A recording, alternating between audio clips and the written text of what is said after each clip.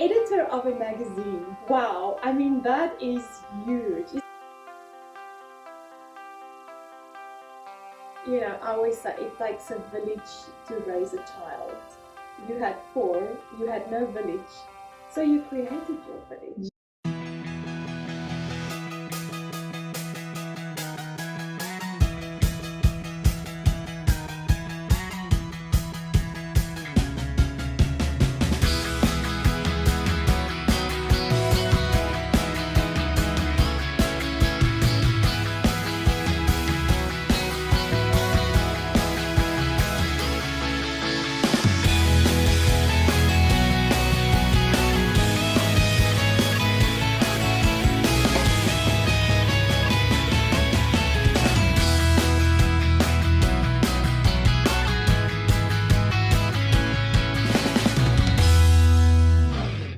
Hello and welcome to Woman Power.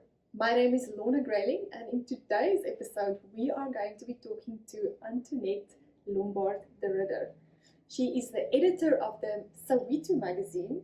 She is an artist, a writer, a mother of four, and she recently started her own non-profit. Antoinette, welcome and thank you for joining us today. Thank you, Lorna. It's such a privilege to be here.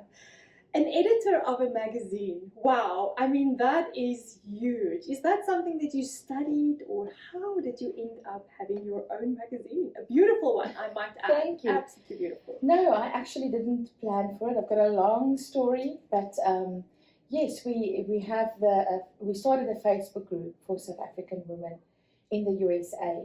And I come from a small town in South Africa, Phalaborwa in Limpopo, South Africa. And I grew up there on a farm. I had a very happy childhood.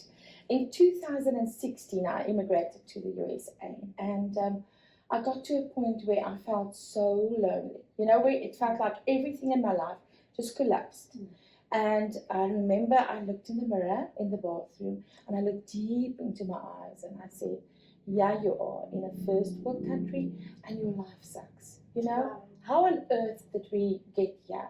Sure. And I was thinking, what do I need? I needed an older sister. You know, somebody that says, don't buy there. What about there? You know, just some advice. Yes, absolutely. Because moving is extremely hard. Very, very. And immigrating to a different country, I mean, one can't even imagine to do that if you haven't been there, right? True. And I don't think people actually grasp, for instance, just something simple. You bake a cake.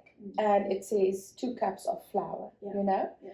And I never knew that. But a cup is different in South Africa than in the USA. Wow. In one country, it's 250 mils, yes. And the other country, it's 237. So suddenly, all your old recipes it's basically nothing is working. Nothing is working. And is the ingredients the same as well? Yes, basically, it's the same. All right. So flour is flour. This is but the volume is different, and because of that small little change, yes. You know, suddenly life gets complicated and difficult. So I needed support. I felt I need. And you had no family here or friends? No, totally new. So I started a group for South African women, a support group, yes. You know, and it's Soweto, South African women in the USA. Okay.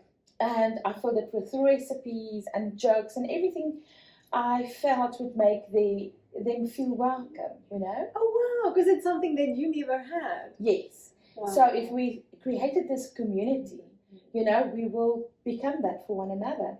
That is beautiful. I love that. Because being lonely is the worst thing ever. It is, yeah. And women, you know, as women we tend to be very hard on ourselves, you know. We always have this high bar that we set. We try to be perfect. We try to look great, feel great, the perfect mom, the perfect partner. You know, men are not like that. They're just happy. Yeah, they just do their thing, yes. And they roll differently. They don't try to juggle 200 balls in the air, you know. And you know, when you do all that things, people look at you and they think she's got it all together. Yeah. But you look at your life and you think it's a circus. You know, it's a mess, and we need to learn to be, you know, kinder to ourselves. Absolutely. And I mean, your Facebook group literally exploded. It's like you started this group actually for support for yourself and also to, to create community. Mm. And I mean, now you're 6,500 women on this group sharing. I mean, I've been on this group. It is beautiful. It is. It is buzzing. It is like-minded women loving each other, sharing jokes, sharing stories, sharing recipes. It is absolutely beautiful. Yeah. So is this where your magazine was born from? Because you have, I have to quote this because it's so beautiful. You have this saying that in my darkest hour, I have the brightest ideas. Yes. Tell us about that. Yes, so I had another dark moment. It was during the pandemic. And I think a lot of people that loves people, I struggled. Like, I really felt a disconnect and I wanted to help people. And I really genuinely love people. And suddenly that there was like a global disconnect, And I got another bright idea. So Wito was the first one, the magazine was the second one. And when you want to tell people about a new idea, you are a little bit scared and you wonder like how are they going to take it. And I just like on the group posted about the magazine. I said, how would you feel about that? And oh Lorna, the feedback was amazing, And I wanted them to realize this is going to be our magazine. Like I need your story, your tears, your joys. You need to share it all, your recipes, and they were amazing. That's wonderful. So your magazine at the moment, is it in print? Is it online? Where can people get it? It is online, and we usually have like a business spotlight, and then a member spotlight where you share your story, like because we all have the same type of story. You come from South Africa or from another country, you have this. I identified, for instance, very strong with my business that side, and when you come to a new country, you're stripped of that. You're buried. There's nothing. What business did you do in South Africa? I had a beauty academy. So I started with a beauty salon, and then later the academy. And you never thought to do that here in America, or is it different, the training and the licensing into South Africa? Very different. So in South Africa, for instance, if you tell somebody you're a beautician, we have a beauty salon there. And you go in there, you can have a facial, a massage, a pedicure, you can have nail extensions, eyelash extensions, everything there. If you come to the USA, for instance, and you say you're a beautician, they immediately think you can do hair. And, I can't do hair to save my life. I just can't. So also something you had to learn, right? But it's so different in a different country. No, I mean, like if you were saying I'm a beautician, you had to find out what that means. That the word beautician has a completely different meaning to what they don't use used the word. Yeah, it's either like it's an esthetician, But like ours is combined, it's separate. Yeah, More change. A lot of change. Yeah. And 4 kids. I know. I always say it takes a village to raise a child. You had 4. You had no village. So you created your village. Yes, we did. That is amazing. And online. Yes. It's not something that one would ever have thought 5 years ago or 10 years ago. No. To have this community and this close-knit family online, right? Yeah. And we try to keep it real. I always tell them, if you find out there's somebody that's in the group, that's close by, make the connection, Sometimes you have a personality clash, forgive and forget, because we have to survive, and we have to give each other a break. We're all trying our best, as women, as mothers in a new country. Everything, I mean, for instance, my daughter's playing basketball now. I've never heard of them in my life. We played netball. So it's all different, but it's so exciting because it's such an amazing country and the people are so loving, and welcoming. And we want to be an asset, Absolutely. So 4 kids. How old are your kids at the moment? My daughter in South Africa is 27 soon. They always work a year ahead, kids. My son is 25 nearly. I have got a 14-year-old that's turning 15 soon. And my last born is 9 turning 10 this year. Goodness. So you're also moving into the teenage stages right Yes, now. the 14-year-old is giving me a run for my money. I know. I have 3 teenagers, and my greatest joke is always, I know now why certain insects eat their young. It's to avoid them to become teenagers. I believe that completely. Yes. And It's like it's a different species. oh my goodness, and it's just a phase, you know. Yes. It's if we can just get through it. With my eldest and my youngest differ 18 years, and it gave me that opportunity to realize, you know, they're going to survive the teens, Yes. and me too. But just to get through it is something for a mum. Yeah. And again, something that you can share on your group, right? Yeah. That people can discuss, and if you have an issue that women can come together and say, yes, I also have a difficult teenager. This is how I handle it. Yes. And vice versa. Yeah. Just that support. You can talk like we had this week. I think somebody lost her husband, you know, and it's like, what do I do now about the house, you know, income, everything? And then there's 3 others saying, hey, I lost my husband last year or 2 years ago, and this helped me. So it's that community of support. That is like, powerful. If you go through something, there's 6,500 women, and I bet you one of them had something similar. That's amazing. It is. Antoinette, you're like an encyclopedia of stories. You have the most beautiful stories of articles that you've done, of people's lives. Tell us a few of your, let's say 2 of your most amazing stories that you can share and that you can remember. But that was in the magazine. Yes. So there's a few that's very interesting. It's very hard to pick there. Yes.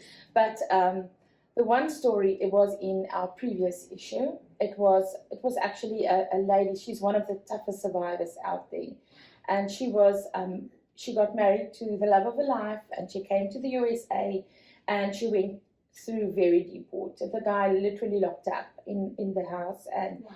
You know, to see how this woman got the courage to get herself out of there and to rebuild her life, to start from scratch, you know, to look herself in the eye, because you as a woman, you know, you come from an area where you had support, and suddenly you don't have that, and you have to forgive yourself for that. Like, how did I get myself in this situation? So that is empowering to read that.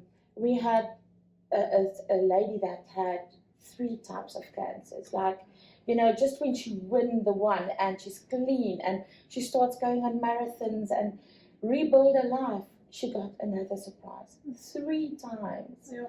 You know, you can't help but respect her strong will to survive.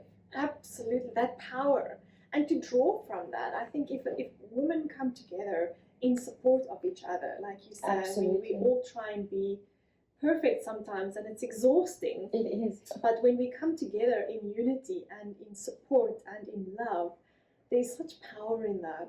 Absolutely, it's absolutely beautiful. You know, and we as women need to hear that you are enough right now at this moment. It's okay if you want to better yourself and improve yourself, but you are already enough, and we need to be there for one another and support one another. Other women need to be your tribe, and we can do that by just believing in one another. No, absolutely. Sure, Antoinette, there's so many incredible angles to go about this, but your magazine, what has it meant for you to be able to say, well, I am now this owner of this spectacular and powerful magazine? What does that mean for you as a person? I think the growth, you know, I was out of my league. I learned a lot from strong women on Soweto. Like, I didn't know what I was doing, you know. Luckily, there was a few editors of big magazines, and the one lady in Long Island, she gave me tremendous help and support.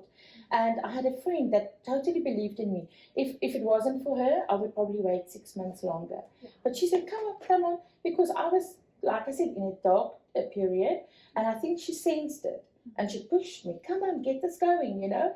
So it's just that little bit of encouragement, and I grew a lot with the magazine. I learned so many, like, not just, you know, in a group, but one-on-one, I made connections. I met more people. We're also going to have our, you know about it, our first gala event. So we've been online friends for 4 years. We've been helping one another go through really difficult situations. Whether it's, for instance, some of our members lost their children, a husband with COVID. A lot of members lost family in South Africa. So we've been there for each other for 4 years, nearly 5 years. But in Nashville, we're going to meet each other for the first time, a lot of us. Wow. And that's going to be so special because you know this person, you've been there for her, she's been there for you.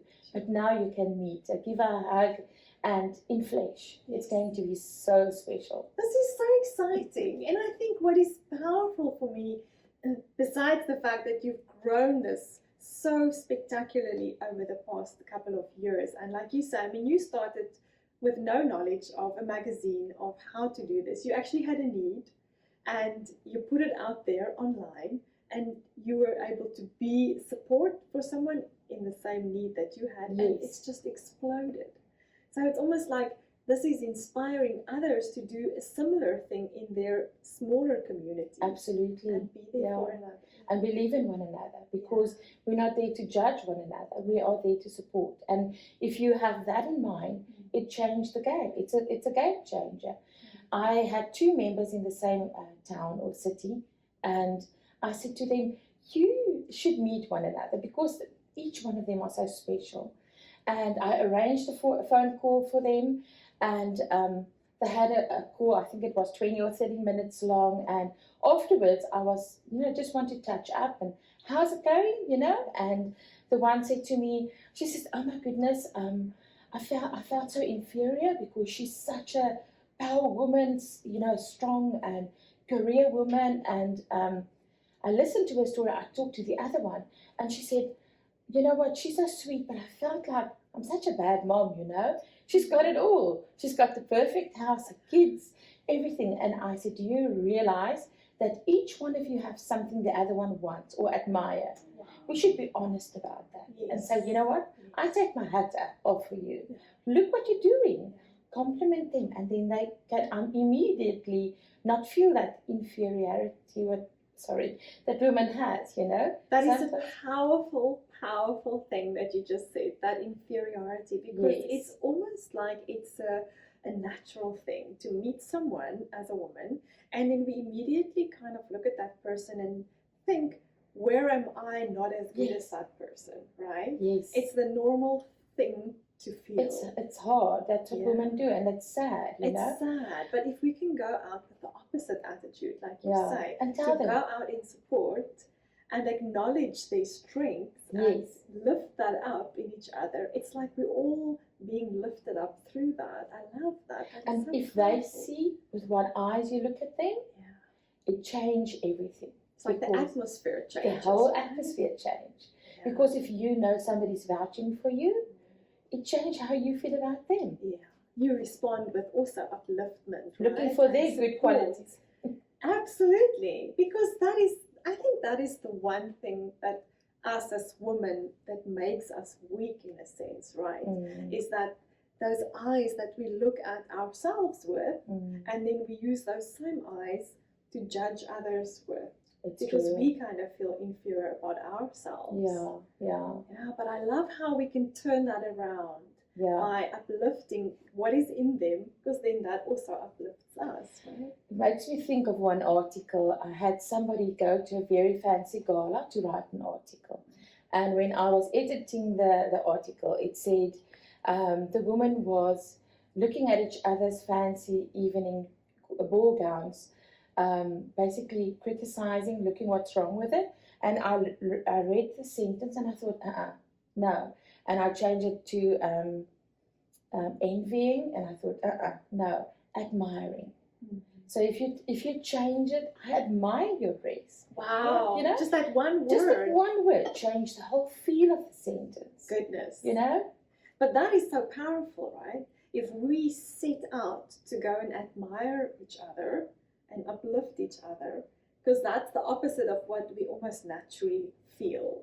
I mean, let's be honest. Yeah. I mean, this is an honest conversation. If we walk, I'm like that. If I walk into a room and someone comes up to me and she's gorgeous and thin and skinny and, gets out of her Porsche or whatever, the immediate feeling inside of us is like, oh my goodness, I'm not good. I'm not as good as this woman. I'm not It as is, thin. I'm yeah, not as beautiful. yeah, My car is not as nice. It's normal to feel yeah, inferior, yeah, right? yeah, But like you say, just to change that one word to yeah, admire, yes, say, wow, you are incredible, right? I acknowledge your success, your beauty, and I uplift that. and tell them. I tell them that. Tell them you vouch for them, you Wow. know, because and you know whenever you slip, and it happens, we're human, you know, and you think, oh, look at her, she's beautiful, and you immediately start finding fault, and you can feel how the walls go up. Because we can experience that. Yeah, right? you feel it. There's Oops. something in the atmosphere that happens when there's kindness and Yes. acceptance. And then there's something that happens, like you say, when there's that inferiority, it's Mm. fear in Yeah. the air, and we can sense it and we can feel Yeah. it in each other. And right? you can feel the walls go up, you know, Yeah. and they can sense it too. Yeah. So stop. That's what I tell myself now: Yeah. is stop. Yeah. And tell her what you appreciate. That's amazing. That's a beautiful outlook. So, your magazine, what has been hard for you, and what have you had moments where you feel like this is too much, this is too big for me, I'm just gonna give it up? And how did you conquer that? I think it's part of the industry. Like, I think it's a very high pressure type of A lot of deadlines, right? a lot of deadlines, yes. And you know, you have somebody that can write a story in a few days, and then I literally have people that's been writing 11, 12 months, and I'm still waiting for their story, and it's going to be amazing, I know, but it can be frustrating, you know, and it's a lot of different personalities, you know, and to work with all of that, and then also my ego. Like, for instance, when you have a deadline and this one, and then remember, like, we're all human, we're all trying to have an amazing magazine at the end of the day. Give each other a break. Wow. We can do it together, you know. Yeah. So yes, but it's been a very, very big growth for me, a process As a person as a person. Yeah. And I think there's power in telling stories. I love it. I feel like I've been born to tell people's stories because there's such power in it. There's power in it for everybody who's listening to the story, because we can all grab something from your story and be inspired, and think, how can we impact our community, even if it's online, because nowadays so many things are online, right? But as well, what I've found, and you can obviously say, if you've experienced the same in your magazine, but for the person who is telling the story, it is also empowering, I believe. Right? It definitely it gives you a yeah. purpose for your life. Like, I can share my story and impact people. Yes. And even a recipe, something as simple as a recipe. Like, there's a group of ladies in Nashville. They call themselves Tennessee. It's Tanistia. So it's a group of ladies, and they have like a tea party once a month. Oh, cute. Amazing. But when you do the story, and so this lady wrote me. She says, "Here's a recipe. Will you please place it?" It is a very good friend of ours through the years, and she passed away. Will you please publish her recipe? And I had to look for a photo to go with. And I looked at this lady's life, like, I don't know how many years, was it 10, 15? And you see this individual with her hats and his sunglasses, and that's life, isn't it? We must make it interesting. Making Being memories. ourselves, yes. Because we tend to just go through it. We're like on a loop, and we just have to get through the next year, But we have to live life, make those memories, be that special person for other people. That's what they're going to remember of you when you're gone. Absolutely, right? Bake the cakes, eat it. Even if it's a flop. Even if it's not working out. I know, that's beautiful. Antoinette, you're also like this. If I look at you, I think of, going back in the olden days, this person that used to work at the telephone, and they connect this cable and this, like all those old days, and we go back to this central person connecting everybody. And you're like the connector. Do you feel like that is also a calling that you had on your life that is now, coming to pass? I think when I speak to people, I don't know, but you do hear some language, and it's just something that I've experienced. Somebody will talk, and I will immediately know with who she's gonna be a hit.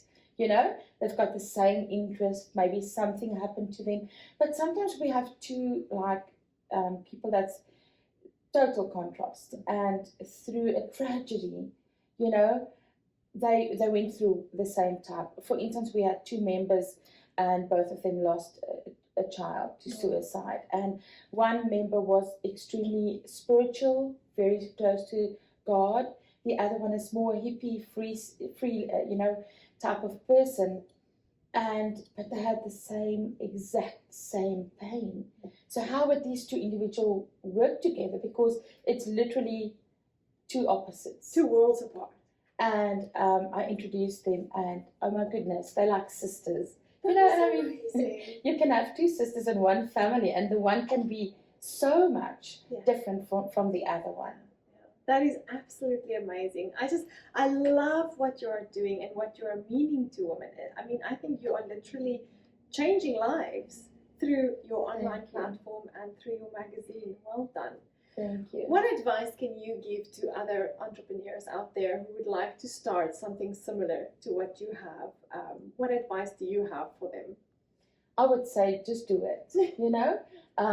When you have something and you've got an idea, do it, because the right decisions will come and you're going to figure it out. But we could literally wait 4 or 5 years to do something and get nowhere. And you die in a car crash, and there's absolutely not going to be anything. Get your things ready, do it, make the connections, meet the people. And if somebody offends you, forgive them. We're human, we make mistakes, and they do the same. Forgive them, and teamwork. I didn't get where I am alone.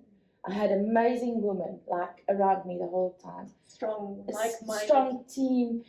Not always like-minded, but it's like when you go to a buffet and there's this big table with a spread of food, and there's just so many delicacies. And that's what humans are. Each person bring a different gift or a different gem to the table, and that's what she offers. And use those gifts and just do it. And to bring it together, I think that's what you're doing. You're literally taking these beautiful, strong women from everywhere and bringing them all together. How powerful is that? And how joyous.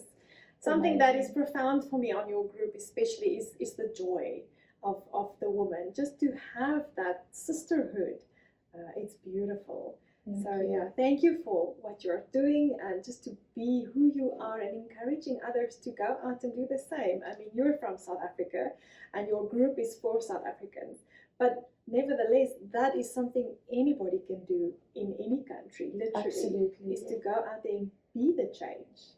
That's what you've done, and you've been so successful. Thank you. So congratulations. Thank you for the opportunity to be here today. I really appreciate it. It's a pleasure. Well, that's it from me, Lorna Grayling and Woman Power. We have been speaking to Antoinette de Ridder. If you would like to get hold of her or in touch with her, follow the link on the screen right now. You can get a copy of her magazine, join her group, and until next week, bye-bye.